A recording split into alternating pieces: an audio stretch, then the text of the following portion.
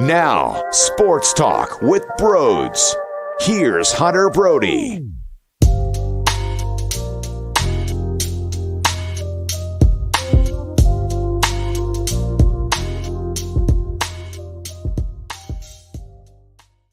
I am tired of this baseball team. I am tired. I am done screaming. I am done getting mad and losing my voice and hating every moment of my life. They have defeated me. It is not even June. It is Memorial Day, actually. Happy Memorial Day, everybody. Let's remember those who have fallen for us and who have fought for us in this country.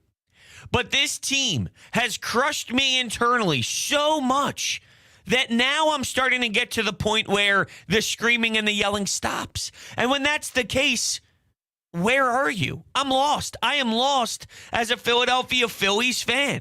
And it was a disaster all around in this series, starting with the manager. And you're starting to hear questions about his job security. And I did not believe what he was saying, that he never thinks about losing his job. Well, guess what? When Jim Salisbury, one of the most respected Phillies reporters, are in your face asking you if you think you're going to be keeping your job or not, Joe, that's normally the sign that things are trending for your ass to be out of town. And quite frankly, it needs to happen right now because they have to internally try and spark a fire.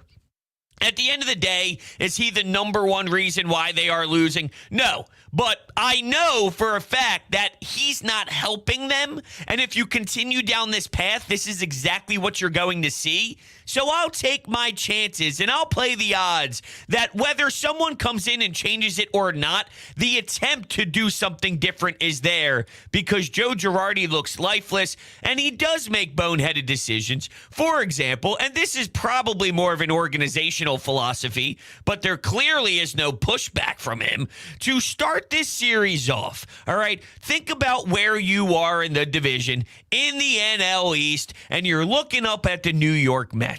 And you decide that it's a good idea to throw in Bailey Falter instead of Zach Eflin so Zach Eflin can get some rest. Now, we know that Zach Eflin got shelled in Game 2 of this series, but that's not really the point because what you did now was we know Zach Eflin can get beat. We know Zach Eflin can have a bad day at the office, and the Mets took advantage of him. McNeil, when it's raining 6,000 miles per hour, he's hitting bombs to the second deck. That type of stuff occurs. But here's the difference, Joe. If he pitched Friday on normal rest, Wheeler goes Saturday, Gibson goes Sunday, I'll take those three heading into your biggest rival who's leading the division by a large margin over going with Falter, who you know is going to be bad, Eflin, who has a chance of being bad, and then Wheeler, who did everything in his power on Sunday night to keep you involved after horrendous defense. Rhys Hoskins to Camargo. Camargo's foot's off the bag, goes home to JT Realmuto. It's too far over to the right. Slide goes or the Mets score. They slide it home, and now you're down 3-0 with a blink of an eye because of putrid defense. Nick Castellanos in right field all throughout the series. It's either missing cutoff men or taking bad angles to the ball. The ball's going over his head. I mean, luckily, he's waking up at the dish a little bit. He hit an 0-2 bomb to give the Phillies the lead. And in 1 second, here's Corey Knebel on the first pitch getting rocked by... Who the fuck is Nick Plummer? Nick Plummer? The guy who gets caught up because Jankowski gets hurt? You cannot make this stuff up. This team stinks. All throughout the series, the defense makes me want to throw up. Game 1, Bryson Stott overthrows Rhys Hoskins by 8,000 feet. Castellanos' arm is being tested because the Mets are not afraid over at third base to run on fly balls that aren't even deep. Realistically, they are very, very, very, very, very, very, very, very, very shallow, and they still feel, okay, yeah, we'll be all right. Just watch this. Castellanos' arm is all over the map. Now, I'm getting tweets throughout this whole process of Nick Castellanos saying this is, guys, the worst. worst and he's awful. How could you possibly sign him? Well, he was never supposed to play the outfield like this. This is not part of what they envisioned. Bryce Harper being banged up and solidifying the DH spot. The reason why you brought him and Schwarber in here is because they'd be flip-flopping out in left field with Bryce in right field, and you'd be able to live with that significantly more, where they did not sign Castellanos with the idea of you're going to play 140 games out in right field. So, of course, it looks this messy and this sloppy. I need him to be better. And, I mean, even though I understood that he stunk defensively, I still need you to be better than this. This is one of the worst things I've ever seen. And earlier in the season, it wasn't as if they were really hurting you in that department. They might have not have been doing anything great, but they weren't absolutely killing you. And I even saw, I think it was Corey Seidman who tweeted this out last night, and I was thinking the same exact thing. Maybe I'm, oh, here you go. The Phillies' outfield defense has held up for a while. I think that's a good way to label it. They've been holding up. They've been just holding you up. I think it's just a fair way to kind of label it, but has been exposed in the last week. Lack of communication, lack of range, poor throws, numerous missed cutoff men. Absolutely. Allowing runners to advance. Can't do this against good teams. And there was a sequence in the first game that I think really stands out to me. And we apply this mindset to Alec Bohm over at third base, and his circumstances are what they are. You know he's never going to be a great defender. So we ask him to just make the simple plays. Make the plays that you're supposed to make in Major League Baseball. But here's why I have a problem with that the more and more I try and process it. Okay, if you're just going to make the average plays that you're supposed to, do you know what that makes you? An average baseball team. Do you know what I don't want to be? An average baseball team. There was a sequence where Pete Alonso over at first base robs Odubel Herrera. This was in game one of this series. And he took away some runs. You had some runners on. Odubel looked like he was going to smack it down that right field line, maybe get a double, knock in some runs, some life. Nope. Pete Alonso dives at it, stabs at it. The ball was basically behind him. Still finds a way to make the play and get the out. And you go, holy hell, that just took away some runs. That's what good teams do. They take away runs. It's not, well, you give the other team the runs they deserve, and we'll see if we can beat you that way. Good teams take away runs, and this team will never really be able to do that legitimately for the long haul, and that's going to be a problem. Their mindset and their message heading into this game one was, let's hope we can escape with the win. Let's hope that we can have a well-rested Zach Eflin, which was a horrible idea because you didn't have one. If Eflin went out and dealt and gave you 10 strikeouts and gave you 7 innings pitched, then maybe I can support the logic of giving him an extra rest day. He got blown up. He got destroyed. So was it worth it to start Falter, who, by the way, isn't even on the Phillies anymore? You see what I'm saying? All these decisions, no matter what decision Joe Girardi makes, it seems to fail, except sticking with Stubbs lefty for a 3-run bomb in their 8-2 loss on Saturday. I mean, what? Lefty, 2-strike bomb by Stubbs, and I'm screaming, put JT in, JT Realmuto, lefty, righty. How do you possibly stay lefty? That's one of those scenarios where it worked out and it panned out, but I don't think you used the right thought process to get the result that you wanted. I'm sorry, did I say 8-2 loss? I'm sorry, that was in that 8-6 loss. I'm sorry, that was the Friday game. I'm sorry, all these games are kind of getting me all over the map here, and they bleed in together of nonsense and patheticness and vomit and trash, and the list goes on and horrible baseball. Obviously, it was in the 8-6 loss, but you get my point, which is it ended up getting the result you were looking for, but it's really not the right process to get results consistently, in my opinion. But JT got a nod later on in that game. He had a 3-0 count. He looks at one down the middle of the pipe-ish. Okay, that's kind of what you do on a 3-0 count, see if you can get on base. And then 3-1. He tries to fight off a high pitch, and it goes into foul territory. And first base, foul territory. You pop up, JT. This is nonsense. This entire team is nonsense. I even hate some of the decisions that they made with the lineup in the third game of this series, where you got Schwarber leading off, who's hitting, and I'll pull up the numbers. You got Rhys Hoskins and Kyle Schwarber flip-flopping, where the numbers would tell you to go the other way. So they lead off Kyle Schwarber, and they put Rhys Hoskins in the 6th hole. If you look at their splits so far this season, and maybe with Bassett on the mound, they wanted to get a lefty at the top of the lineup, but it's not like you took Rhys out of the lineup. If you took Rhys out, I know they do that against Max Scherzer. They don't feel comfortable with that matchup, so they take out. Rhys was still in the game, so it doesn't make much sense to me. Batting first, Rhys Hoskins is hitting .232 with 2 home runs. Batting 6th, he's hitting .143 with 1 home run. Okay? So they put him in the 6th spot where he's hitting .143, where he's hitting .230. I believe it was .232. Yes, in the leadoff spot. I'm not telling you that's a great leadoff production. I'm telling you it's way better than the 6th. Okay, let's go to Kyle Schwarber, for example. Kyle Schwarber, leading off this season for the Philadelphia Phillies, has hit 107. Let me repeat that. 107 with an OBP of 193. Batting 6th, 265, 5 home runs with an OBP of 438 and an OPS of over 1 dot.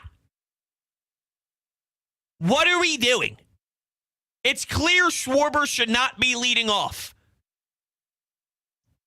The OPS goes from 406 to a 1 dot. Your batting average goes from a 107 to a 265. Somebody please explain to me how you honestly make that decision to build the lineup the way that you did in that final game of the series. I'm honestly a little surprised that they blew that one. And I'm sure you're thinking, Broads, how the hell are you shocked or stunned? And I'll tell you why. Because those are the games the Phillies win to keep you involved, to keep you invested. Aaron Nola, Game 4 against the Braves. Wow, that was electric. That was dynamite. And I'm not ripping Aaron Nola here, but you feel decent about the split, where if they would have won this game, you feel, okay, at least they salvaged that third game, and let's roll into the Gabe Kapler series here in South Philadelphia. And I'll be honest with you, the team now is at a point where night to night, I might have to readdress them, depending on what happens, of course, after this Giants series. Because at this point, it's too repetitive. It's the same thing over and over again. I got to see. They play again today at 4 p.m. We'll see. I'll say that now, and then I feel passionate enough to turn on this camera and do it all over again.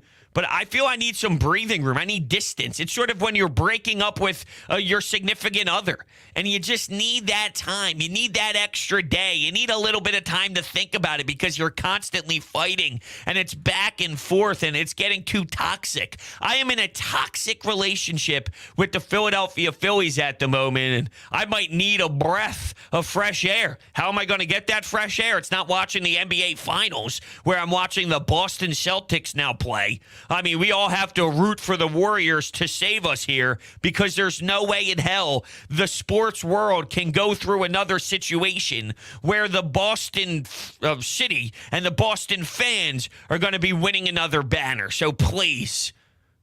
Oh, man. This is just how it goes. When it rains, it pours. I'm so tired of hearing post-game comments that we just got to keep plugging away. We got to keep fighting through it. And I know that's Bryce being cliche. I'm not mad at Bryce Harper by any means. We did have a caller on the radio this weekend throw out there that Bryce Harper isn't clutch enough. Are you kidding me? Now, luckily, at that point, I was on from noon to 4. Tyler Zulli was on before me from 9 a.m. to noon. That was his last caller of the show around 11:50. Good for Tyler, who handled that individual and that man way better than I would have. But I don't know how dumb you could be to analyze this squad and think Bryce Harper isn't doing enough. This isn't basketball where one man could take over and lead you to victory and lead you to the playoffs. You got a lot you got to focus on. You don't have a reliable bullpen. Sure, Anthony went in there and did okay. Knebel, not so much. Can you even rely on your closer at this point? Who are your reliable pieces in the pen?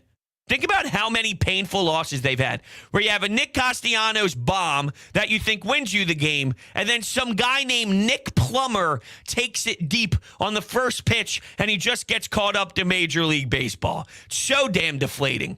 The Dodgers, where you wanted to take that the 4-game series, and we said, oh, we're satisfied with 3 or 4. We can't be mad with that. If you told me that before the series, you would have been stoked. Yeah, but those losses come back to bite you in the rear end.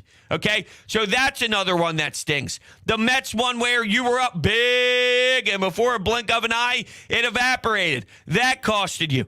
Bryce Harper, when he hit the home run, you think you're going to steal one. That one cost you. Think about how they lose.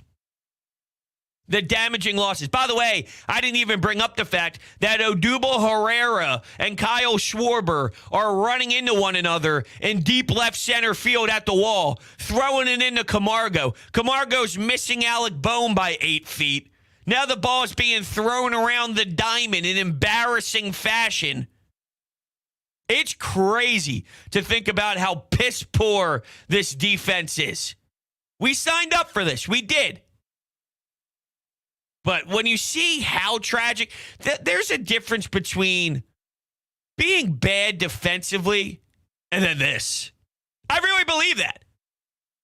There's a difference between having guys that are poor defenders and sloppy and that will make some mistakes throughout.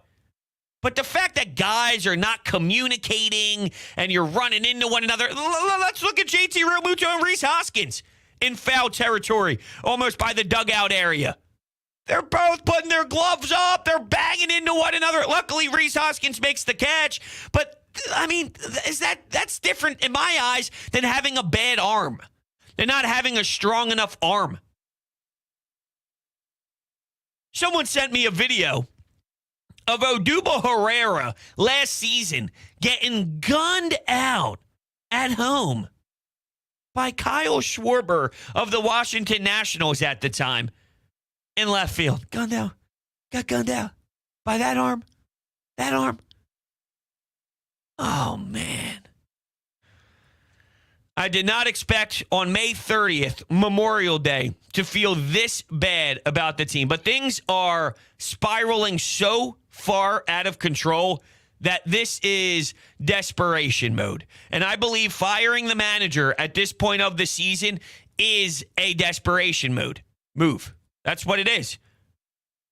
You're trying to do something yourself because it's not happening naturally by your team. And we brought in Castellanos because we thought there was an edge to him. We brought in Kyle Schwarber because we thought that there was an edge to him. I haven't seen anything. Now I'm seeing stories in the Inquirer about families, Kyle Gibson's family, and families watching the team play saying they don't seem to have a lot of passion out there. They don't seem to be having fun. Well, they're not having fun because they suck right now. It's not they suck because they're not having fun. They're not having fun because they suck. If they fixed their issues themselves, if Schwarber started to hit better, if Castellanos woke up, which he finally is starting to turn the table a little bit. Another decision I didn't love. Now, he's being informed, I'm sure, by replay people, and there's only a quick second kind of to make these decisions to challenge plays. But I thought Nick Castellanos, when he was up to bat, and did he get hit? Did he not get hit? When you see the replays a bunch of times, it seemed so obvious to me that it hit the knob of the bat, and then his hand jiggled, and his palm jiggled because it hit the knob of the bat. So to waste a challenge in that spot, am I reaching a little bit because I'm so upset with all of it happening? Absolutely. I'll point out Alec Bohm, because Alec Bohm, and I had on Scott Lauber of the Philadelphia Inquirer, who covers the Phillies, and also Bob Wankel of Crossing Broad, who covered the Phillies on the Fanatic over the last couple of days. And I asked them, like, am I being too picky, or am I? Look, he's not high on the list right now because there's so many other problems, but the lack of power from Alec Bohm is extremely disappointing. Extremely disappointing. There's no extra base hits. At this point, he's hitting. I know it's kind of went down a little bit. Now he's at 274, so it's starting to tick and tick and tick and tick and tick down. So it's starting to fall back into the norm a little bit. Singles. At some point, I need more from Alec Bohm. Unless this is who he is. But if this is who he is, it's a disappointment. If he's going to be a single guy, it can't be 270 in single. It's got to be 290. It's got to be 300. If you're hitting 300 in just singles, it's not the worst thing in the world to have that type of hitter on your team. But if you look at what the expectations were for Alec Bohm, I need more drivability. Like, there's no way in that body frame there's not enough to drive the baseball. Now, it's a step in the right direction considering where he was last season, and I'll acknowledge that. And maybe it's wrong for me to apply this type of frustration towards him. But as I just alluded to, when things get this south, where you're double-digit behind the New York Mets in games back at Memorial Day, and you can't win, and you're sloppy, and your team sucks, I'm going to look at everything, except for Bryce Harper. He's the one that gets off free because with the UCL tear, this guy still rakes. So he's the one that gets off in my eyes. He's not getting off free here. Just doesn't deserve real criticism. Alec Bohm still deserves criticism, even though it's not the highest on my list. When I analyze the full body of work and the full picture of Alec Bohm and the future and all of that, I need more out of him for sure. For sure. So, did anyone feel comfortable when Roman Quinn came up to the plate in the 10th inning? Roman Quinn. While Escobar is making unbelievable catches in foul territory over the dugout to stop Kyle Schwarber from having another attempt there, another swing at it, and then delivers in the biggest moment of the game with Knebel on the mound. This team. All right, we're going to continue here. You can call in to the Anytime Hotline if you want to share your opinion at 856-442-9805. That's 856-442-9805. But first, we have a new partner here, and it's one that we've been wanting for a long time now. Freestone Farms CBD. It's my favorite CBD brand because they farm it themselves with all organic inputs, and they offer only the highest quality genetics in their strains. I've tried a lot of different brands, but honestly, Freestone Farm CBD has been amazing for me. I like using it after workouts and before bed. I have been sleeping tremendously at night. What's even more exciting, our friends at Freestone Farms just unveiled an all-new strain menu with some awesome CBD at reasonable prices. They have tasting Bayox, tropical tasting Bayox, that clocks in at 24.1% CBD. That is unbelievable. On top of that, you can use promo code BROADS for 20% off at checkout at FreestoneFarmCBD.com. The link is down below in the description. Let's take our first caller of the show. Hello, you are on the air. Hey, how's it going? Can you hear me all right? I can hear you. It's going well. How are you doing? Well, it's not really going. It's going well in life. In Phillies world, though, it's probably one of the worst stretches I can remember, and that's saying a lot. Definitely. Well, happy Memorial Day. I did just have one question. Is it too early to talk about trade pieces? Because I have no idea if we're a buyer or a seller this year with how this team is playing.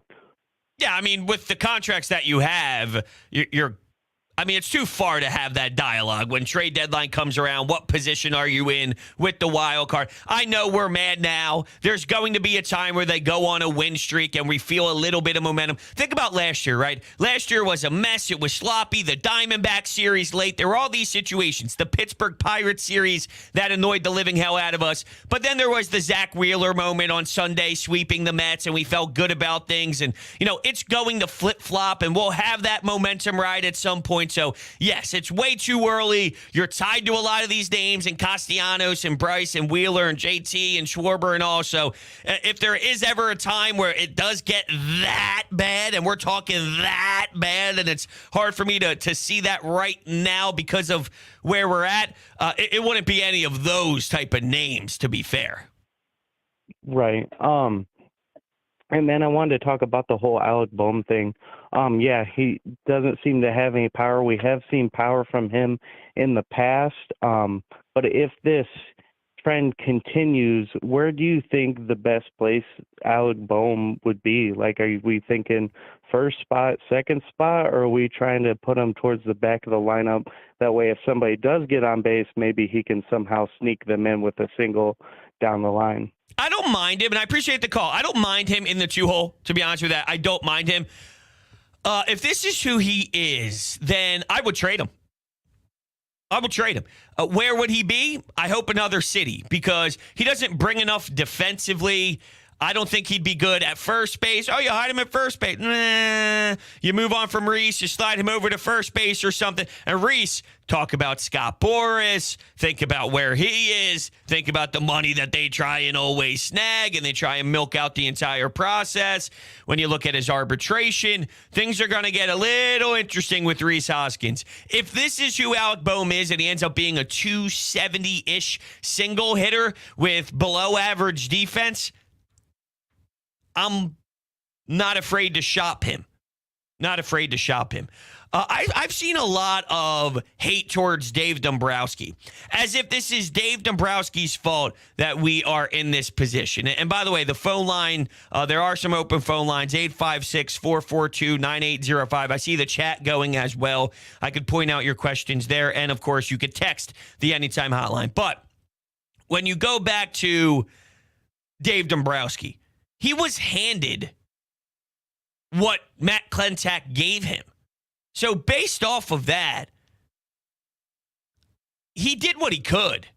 I don't know what franchise is going to be upset with the Schwarber and Castellanos signing with the DH in play here in the National League, thinking that you could have some versatility in that department. See, I know it doesn't sound as a big of a deal as it is, or it doesn't sound as brutal, but now you're seeing it play out on how much of an impact Bryce Harper being hurt is really playing for this team. It would even be more of a nightmare if he didn't have the DH and he wasn't playing at all. We think the team is unwatchable now. It's unwatchable times 7 billion without the DH spot. So we feel a little bit more satisfied because at least Bryce is there. But the domino effect that occurs because that's the case, it's really putting these players in a position to fail, which wasn't supposed to be the case, because you'd only have one of those guys playing every day, which would make it a little bit more simpler for this team.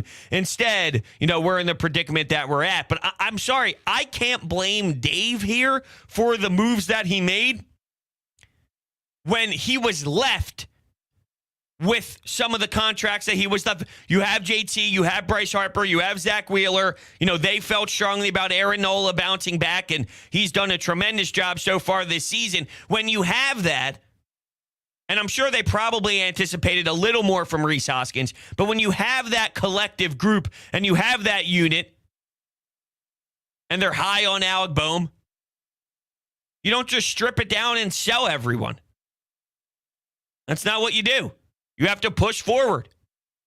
It's not working out, but the logic behind what they did before we see where they are right now, I don't despise Dave Dombrowski. He didn't have a clean slate and said, I have this master plan. We're going to suck everywhere and just try and hit bombs nonstop and nuke it out of the ballpark every day.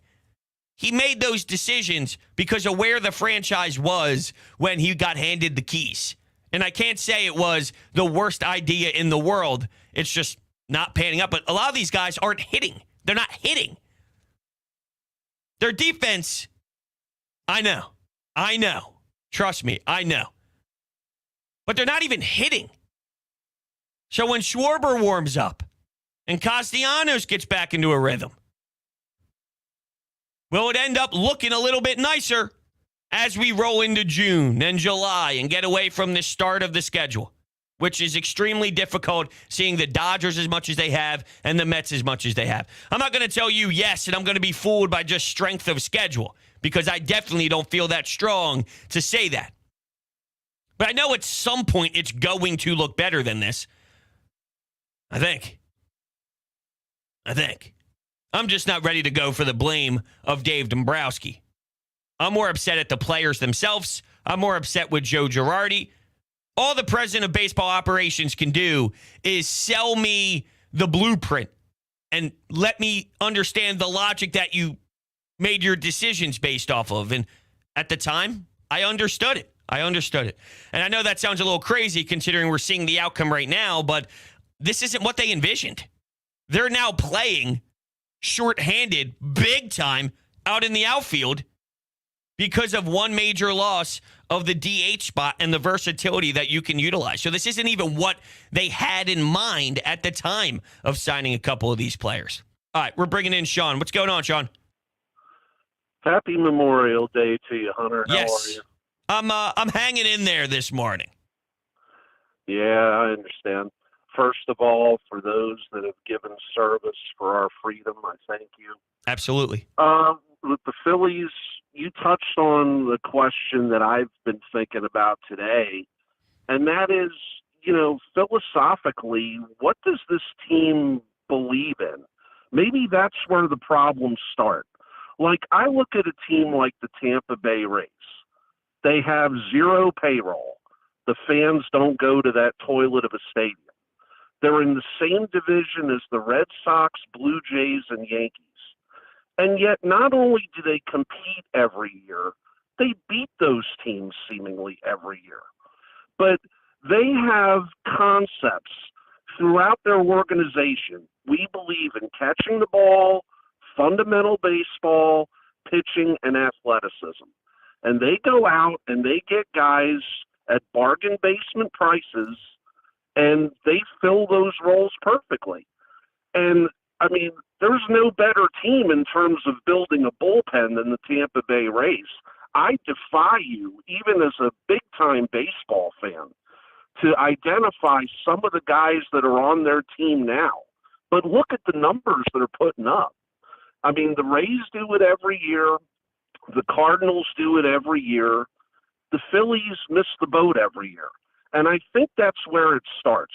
I think you have to have an idea or a theme in your organization from major league through the minors. This is what we believe in. This is how we're going to draft, sign guys, and trade for guys, and build the club from there. Well, here's what I'll say about that, Sean, and I think that's a good way to steer this thought. And I really can't thank you enough for tuning into the show. That's what Dave Dombrowski was also brought in to do. So it wasn't just go sign players. He was brought in here to reshape and rebuild this entire franchise from top to bottom, from bottom to top, however you want to analyze it in baseball terms, because you have your single A all the way through, the rookie ball all the way up, right? So you have all of that. Well, unfortunately, that type of change doesn't happen overnight, where I think you're absolutely correct. What is the identity of the Philadelphia Phillies? Bad drafting, horrible prospects. Nobody ends up turning out to be good. You know, it's lackadaisical all throughout, it seems. It's pathetic, really. So their identity is pathetic. Well, Dave Dombrowski, who has won all around baseball, was brought in here to make sure that you change into a franchise that does have a life to it, that does have an identity brand to it. It's just very difficult to snap your fingers and change the Klentak era to now a Dave Dombrowski era overnight. So while he's making those systemic changes and rolling through the problems all the way in your minor league system and getting guys that are respected in this game in those spots and making sure that they are having guys that can grow these prospects and you can learn and you can actually blossom into something and they can be taught the game the right way. We have to find a way to compete at the major league level at the same time. So that's why they signed the big bats. And they were hoping to be more competitive and having real professionals in there on top of going through all of those other details to make sure that this entire franchise has exactly what you're mentioning. It's hard to see what that is with your eyes from a distance because all we watch is the major league team, which is fair. I'm not saying that that's something that is wrong. We just won't know until years pass and years follow to see exactly how it ended up working. When it comes to franchise and organizations stripping things down and building it back in baseball, I wish it was like the NBA, where you could just sign that one big free agent and you're ready to rock. Let's go. That changes everything. Well, they didn't have it. So that's why they brought in Dombrowski. Does that mean it's automatically going to work? No. Does his track record give you some sort of faith? Yeah. His relationships, his sustained success in a city like Detroit, winning the championship in a city like Boston. He's feeling the heat with the manager, I'm sure. His track record shows that he doesn't fire guys midseason, but not every year's the same. This year is clearly different. I think it's going to happen soon if this continues, which is needed. Not that Joe is the number one problem. The players are the number one problem. But if no one's going to have fight and no one's going to show that sense of urgency, well, then upper management has to force the hope of urgency by bringing in a new skipper. We'll see what that does. If he ever elects to do it, I'd be surprised if he doesn't at this point. We'll go to Jimmy. What's happening, Jimmy? What's up, man? This is a rough situation, and I'm not sure why we expected something different this year. I mean, obviously, it's still 1/4 of the way of the season, but I think we all envisioned that this team would get off to a better start than this. Of course, because they had more professional hitters in their lineup that should be able to hit better, but they're not hitting. Yeah, but the two guys they've signed, I mean, they're having probably career worst seasons, both of them so far. And it's bad luck if one of that happens. But both, I mean, it almost seems like the franchise just has this bad juju. Either that or Dombrowski really overestimated what their production would be and didn't see that they would be like potentially fall off soon. Would anyone see this? Or is it right to think that no one would be upset in the offseason signing these guys? Yeah, true. It just, I don't know if it's bad luck or whatever, man. Yeah, I don't know what it is, Jimmy. I don't know if it's just bad luck. But with Castellanos, he's waking up a bit. The thing is, too, about Schwarber is this is how regionalized the sport is. And we'll kind of wrap up the show here with this thought. When Kyle Schwarber is playing for Boston and he's hitting home runs left and right, or if he's going on that hot spurt and he's hitting 5,000 homers in 1 month, you see all the clips on social media because there's a ton of highlights. But what you don't do is see all the other stuff. Well, what about the month before that hot month, or the month after that hot month, or the 2 months before that hot month, where he was hitting 185, or he had a 192 month, or he had a 3-week span of not doing very well? Kyle Schwarber not coming off to a hot start in terms of batting average and all, that is the norm. He is starting off slow in his career more times than not. That is part of the Kyle Schwarber experience. So he's not going to give you a full 162 of that Boston playoff run or the hot month where he's hitting too many home runs to even count. That's sort of 1 month out of the entire process, 2 months out of the entire process. So what's going on with the other months? Things like this. There's just no highlights of it. No one's putting together a Twitter package of all the strikeouts, of all the pop-ups, of all the third call strikes that go past him that he doesn't swing at, right? These type of things, they occur. But when you just look at the flashiness of it, of Kyle Schwarber, and the exciting moments, and the ridiculous bombs, that's in your head. Having horrible times is part of Kyle Schwarber experience too. So it's not as if your expectations should be just what you saw at the back end of last year and in 1 month. The track record shows that this is normal, the slow start and things like that. It's not unlucky. This is part of Kyle Schwarber. Castellanos, he went through a bit of a funk, but he's clearly waking up now at the plate. I mean, that bomb was big. He's been getting some hits. In this series, one night he had 2 hits. So things are starting to turn around for him, and he's starting to look more comfortable at the plate. It is pretty funny, though, to think the pitch he swung at first to start the AB before he hit the 0-2 home run, where it was 9 feet off the plate. I'll tell you what, I didn't feel the strongest after that swing.